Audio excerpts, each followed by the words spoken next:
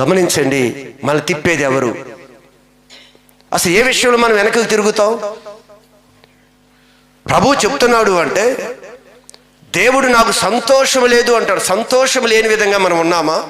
దేవుని సంతోషపెట్టే విధంగా విమోచించబడిన మనము విశ్వాస మార్గంలో ముందుకు ప్రయాణం చేస్తున్నామా?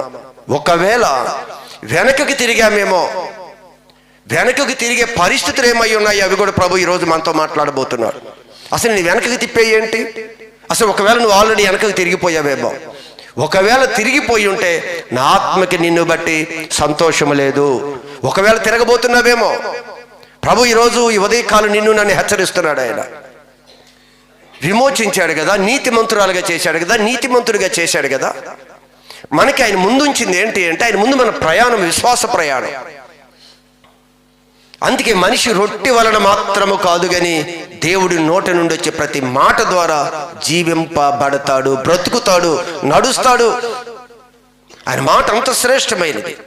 ఈరోజు మీరు గమనించండి, మనం మార్గంలో నుంచి ఏ పరిస్థితుల మధ్య వెనకకి తిరిగే అవకాశాలు ఉన్నాయో, ఏ పరిస్థితులు ఇప్పటికే ఒకవేళ మనం వెనకకి తిప్పాయేమో, ప్రభుతో నడుస్తున్న మనం అనేక మంది ఈరోజు వెనకకి తిరిగారు. దేని కొరకు తిరిగారు?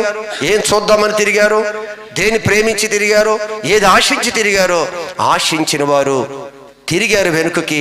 దేవుడు వారిని బట్టి కన్నీరు కార్చిన సంఘటనలు బైబిల్లో ఉన్నాయి.